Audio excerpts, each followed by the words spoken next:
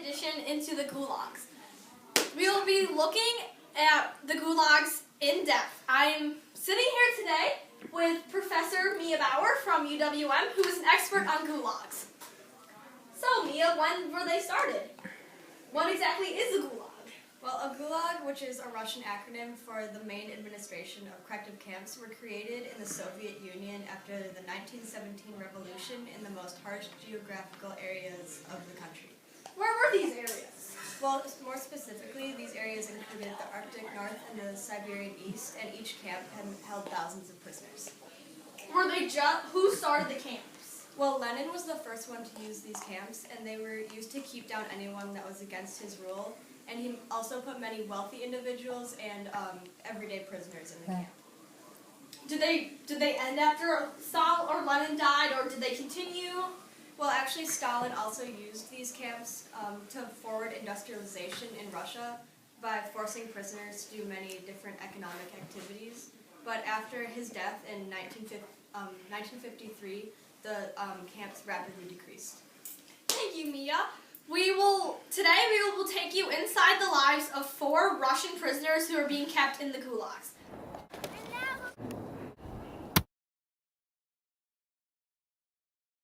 So in the Russian gulags, the prisoners mined for gold. Here they are hard at work for gold. I found it! Oh, I broke it! For a limited time only, you can get this beautiful gold necklace. Now back to the documentary. Welcome back, and here we have Madeline Junker here to tell us about the crimes of the Gulag prisoners. So Madeline, what were their crimes? Well, we had the less severe thieves and robbers, and then we had the most severe high security like rapists and murderers. Then we had the occasional political prisoners and normal citizens that would just get thrown in there because, well, they probably didn't even do anything. Then we had the POW camps that were meant for prisoners of war, so they were probably located along the war fronts. But then we had the less common, like, kind of ridiculous ones. Like, for example, being late to work 3 times but only 3 years in the gulag. If you told a joke about the government, you'd be in there for 25 years. And, petty theft for just 10. Alright, so those were the crimes. Alright, so now let's go back to the documentary.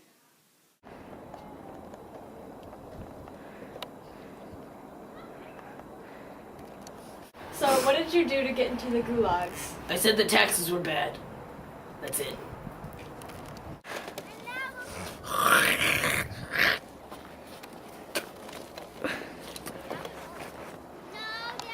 What did you do to get into the Russian gulags? I was late to work 3 times. So what? One was by half a day. Doesn't matter. Film. Rock, paper, scissors, shoot. Oh, scissors and No, fight. Redo. Rock, paper, scissors, shoot. Oh, no, scissors, cut, rock, No, scissors. Oh.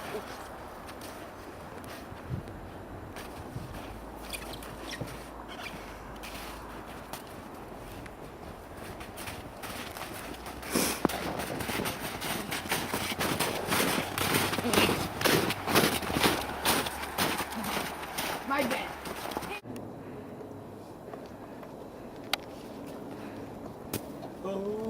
What did you do to get in this prison? Well, all I did was steal a sweet potato from my starving family. What atrocity did you commit to get in this prison? Well, I was just a very highly esteemed political person that they stuck in prison because I didn't agree with their views.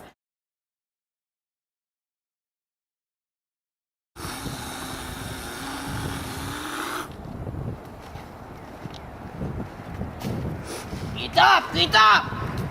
You two, get out of the car! We're gonna go show you to where you live for the next 3 years.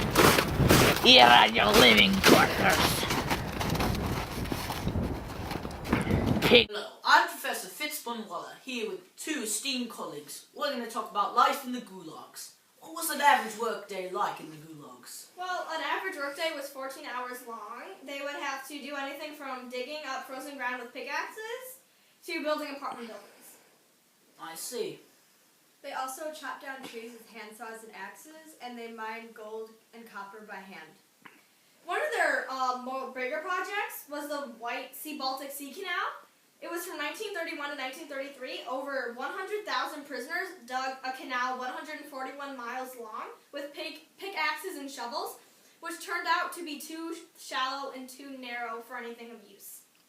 And lastly, inside the camps, the prisoners did cooking, sewing, and they fixed many machines. So back to that. The workers are about to begin their 14-hour workday. Up!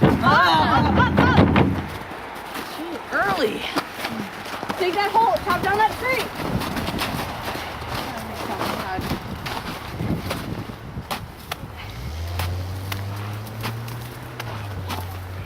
All right. Time for mining. Go. To mine. Go.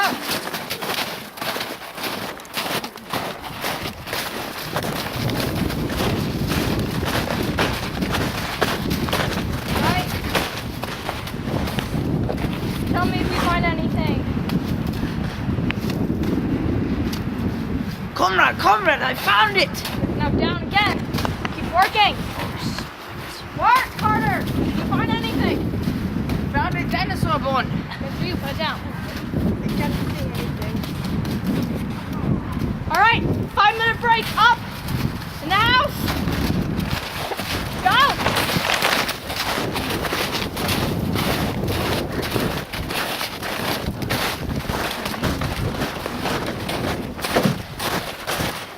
We have to get out of here. You cannot. Where can you will die if you do. I'm gonna run when they try and do machines. I'm gonna walk 5 miles. There's a way I can get out and have a chance. All right. Off this leg. Go. With a mile's walk to get home. Don't go in the house, Tom. No, over there.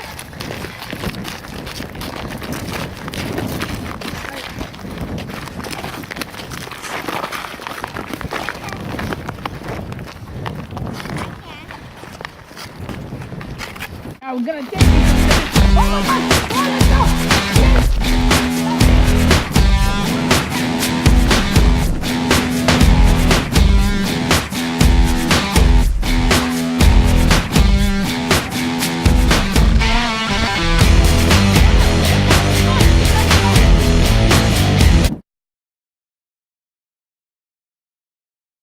One of the projects of the Russian gulags was for the prisoners to build these lovely apartment buildings or houses.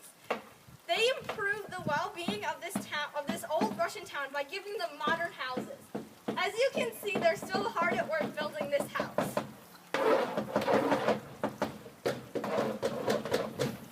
Come on down to see the beautiful inside of this house for only 20,000 rubles. Enjoy the next portion of the documentary. Welcome back now. I'm sitting here again with Mia Bauer, who's going to talk about the conditions. Alright, so overall, the violence, weather, hard labor, meager food rations, and unsanitary conditions led to high death rates in the gulags. Once in the camps, the prisoners slept on very small planks in tiny rooms and received food based on how hard they worked, and even the hardest of workers received barely enough food to survive. Thank you for that insight. Now, back to the documentary. So cold! Can we have more food? No, shut up, you pig smell.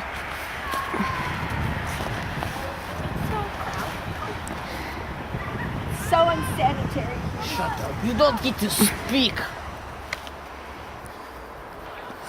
I go to advise other camp. You stay quiet. Can't feel my hands. No, we have to go back and work. I can't take this anymore. Welcome back, and here once again we have Val and Junker to talk about dictatorial oppression. Well, the camps were used for dictatorial oppression because Lenin and Stalin wanted to keep their power. They used it as political tools to repress and punish political dissidents or people who don't agree with their point of view, like rival parties.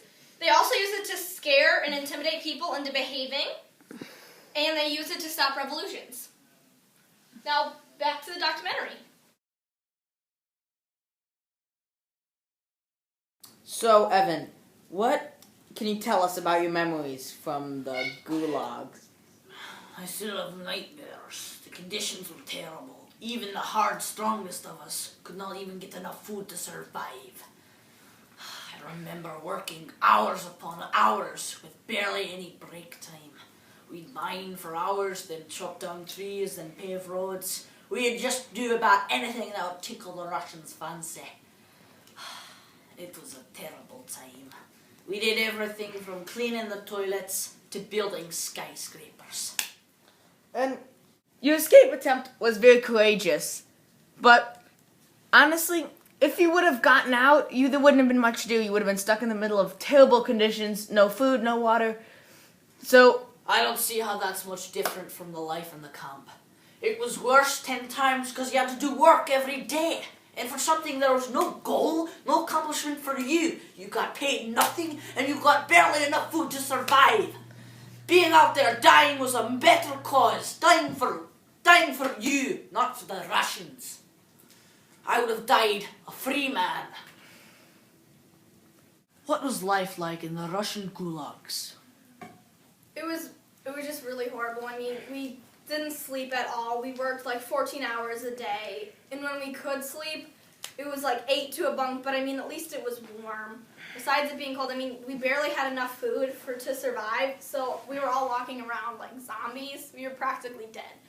How does it feel knowing that your best friend and closest colleague died of sickness in the camps?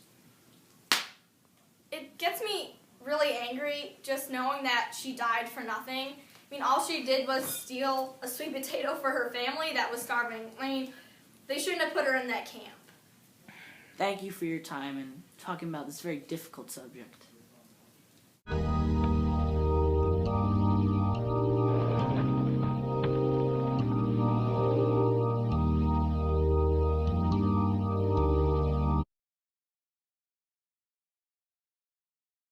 Morning crunch.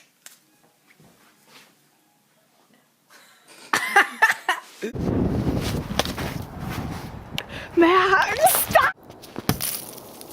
Unschnell schaff ich Straßweg und Strave. Alright, we'll redo that. So, can you tell me a little bit about how you got into this camp? So, what did you do to get into the gulags? My wife, she cheated on me with a Russian commander. So I go up to him and say, "Patui to you!" And they throw me into jail cell number 5, which I share with bearded ladies. What'd you do to get in here, Bryn? I get the bed. No, I get the bed. Oh, Tie. No, scissors. Oh, best 2 out of 3. Best 2 out of 3. Oh, no. Alright, the workers are about to begin their 14-hour workday. Oh!